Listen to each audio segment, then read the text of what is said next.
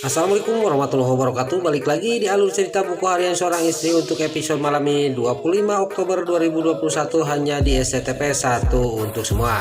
Di episode malam ini kita pun akan disuguhkan dengan momen-momen yang semakin menegangkan dan dibikin kita penasaran. Di episode selanjutnya terlihat Nana yang lagi duduk di taman sambil membawa junior. Datanglah si Nurus Tunjung si Brokoko Kroni. Si Brokoko Kroni juga menggendong bayinya Nana yaitu junior.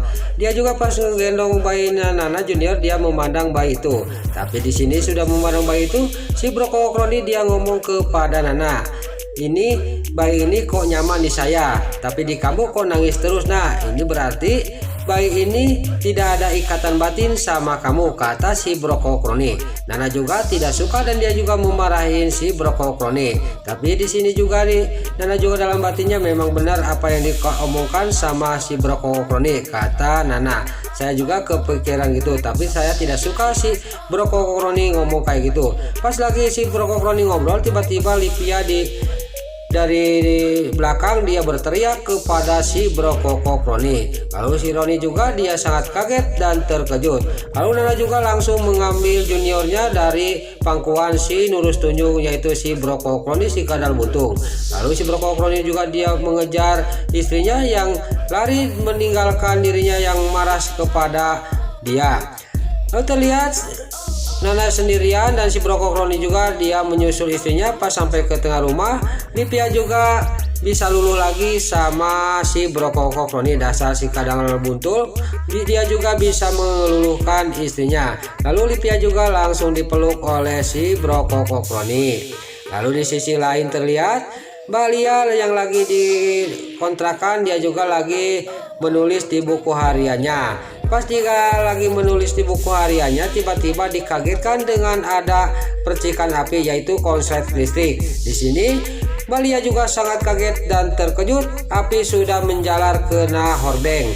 Lalu dia juga langsung berkemas-kemas sambil berteriak-teriak minta tolong. Lalu Mbak Lia juga dia langsung keluar membawa tas itu dan dia juga berteriak-teriak minta tolong. Dan udah sampai keluar dia juga ingat ke foto yang ada di dompet dia. Dia juga langsung pergi lagi masuk lagi ke dalam. Tapi ada di sini warga satu orang, dia juga mencegah Mbak Lia, tapi Mbak Lia dia tetap dia masuk ke dalam yang sudah api menjalar lebih besar. Lalu Mbak Lia juga masuk ke dalam. Pas sampai ke dalam di sini terlihat Mbak Lia juga mencari dompet yang berisi foto suaminya sama foto anaknya yaitu Nanda. Lalu Mbak Lia juga menemukan dompet itu dan langsung dia juga masuk keluar lagi dari rumah itu. Pas sampai keluar dia juga langsung memandang foto suaminya sama anaknya. Dia juga langsung memeluk dompet itu yang ada foto suaminya dan anaknya. Dia juga ngomong dalam batinnya, saya cuma punya satu-satu ini kenang-kenangan kamu mas, kata batinnya Mbak Lia. Singkat cerita Mbak Lia juga pergi dari tempat kontrakan itu dan dalam batinnya dia bicara, saya harus kemana ini, kata Mbak Lia. Lalu dia juga keingat dia mau minap di gudang di kantor. Singkat cerita Mbak Lia juga sampailah ke gudang kantor dan dia juga langsung duduk di sana. Nanti besok saya ngomong kepada Bu Farah.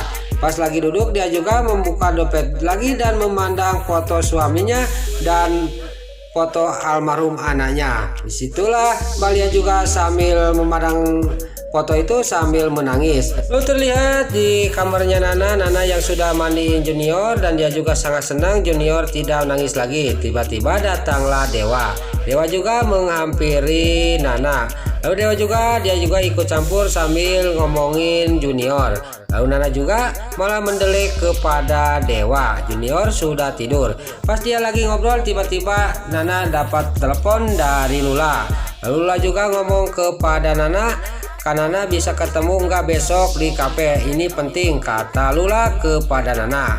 Nana juga dia sudah menerima telepon dari Lula. Dia juga menghampiri lagi suaminya yaitu Dewa.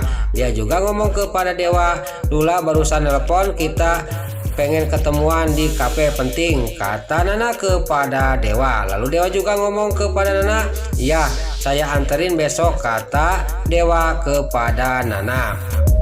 Lalu terlihat di sisi lain ayah bayi yang diadopsi oleh Dewa juga dia masih mencari-cari rumahnya Pak Dewa. Lalu di sini orang itu juga nanya ke warga. Lalu warga itu juga menunjuk ke mobilnya Dewa. Itu Pak Dewa mobilnya, kata bapak itu kepada bapak ayahnya anak yang diadopsi oleh Dewa. Lalu dia juga sudah dikasih tahu, dia juga lari untuk mencari ojek untuk mengejar mobilnya Dewa.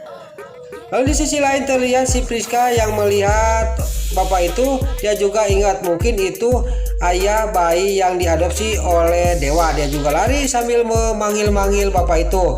Tapi si Priska tidak bisa ngejar bapak itu karena bapak itu sudah naik ojek. Lalu si Priska juga dia menyetop taksi untuk menyusul bapak itu sama mobilnya Dewa. Lalu terlihat si Priska juga dia ngomong kepada supirnya, kita jangan sampai kehilangan jejak Pak, kata si Priska ke supir taksi itu. Lalu Dewa sama Nana yang di mobil tiba-tiba juniornya menangis. Pas juniornya lagi menangis dan Nana juga ngomong kepada Dewa, kenapa Junior tiap digendong sama saya nangis terus, tidak nyaman ya mas, kata Nana kepada Dewa. Pas dia lagi ngomong kayak gitu, lagi ngobrol sama Dewa, di sisi lain Dewa ada yang mengejar, yaitu motor yang ditumpangin oleh ayah bayi yang diadopsi oleh Dewa. Tapi di sisi lain di sini si Nurus tunjuk si Priska yang naik taksi, tiba-tiba taksinya hampir-hampiran dia mengalami kecelakaan, hampir-hampiran dia tabrakan. Untung supir taksi itu juga dengan sigap dia mengeremnya. Tapi alhamdulillah di sini si Nurus tunjuk si Priska juga tidak mengalami kecelakaan. Tapi dia sangat menyesal tidak bisa mengejar Dewa karena kehilangan jejak.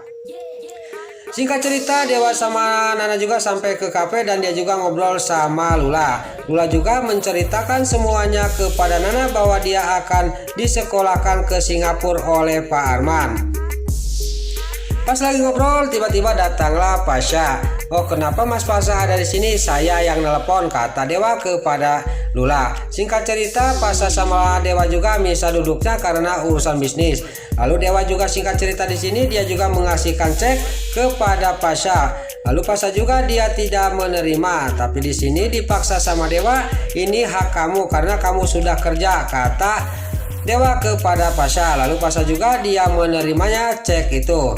Lalu pas lagi ngobrol tiba-tiba Lula sama Nana nitipkan Junior karena dia mau ke toilet dulu karena mau buang air kecil. Lalu terlihat di sini pas Nana dan Lula dia pergi dari hadapan Pasha sama Dewa mau ke toilet, tiba-tiba juniornya menangis. Pasha sama Dewa juga sangat panik karena junior ini menangis dan Dewa juga dan Pasha juga membawa junior keluar. Mungkin ini panas, kata Dewa dan Pasha. Lalu pas sampai keluar, Dewa sangat terkejut dan kaget. Dia melihat ayah bayi itu mengejar terus mencari-cari dirinya. Dia juga dalam batinnya, ini jangan sampai ketahuan, saya harus buru-buru masuk ke dalam sebelum dia melihat saya, kata batinnya Dewa. Lalu terlihat di sini bapak itu juga dia ngomong ke ojeknya, kita carinya ke sana aja Pak, kata ayahnya bayi yang diadopsi sama Dewa dan ojek itu juga menurut apa kata bapak itu. Lalu Dewa juga ngomong kepada Pasha, kita masuk lagi aja Pasha, kata Dewa kepada Pasha. Lalu di sini Pasha sama Dewa juga masuk lagi ke dalam kafe. Nah itulah alur cerita buku harian seorang istri untuk episode malam ini 25 Oktober 2021 hanya di SCTP 1 untuk semua. Sebelum Mimin pamit, bagi dulur-dulur, mama, tante-tante, bunda-bunda dimanapun anda berada yang baru bergabung dengan channel ini, jangan lupa tekan tombol like, komennya, dan subscribe-nya. Dan jangan lupa nyalakan lonceng notifikasinya juga ya guys. Sebelum Mimin pamit, Mimin mohon maaf kalau ada salah-salah kata dan kata-kata Mimin balelo lobat titara rajong karena Mimin geus kabudah. Mimin mohon maaf. Sekarang Mimin pamit. Wassalamualaikum warahmatullahi wabarakatuh. Salam sehat selalu dimanapun anda berada. Terima kasih.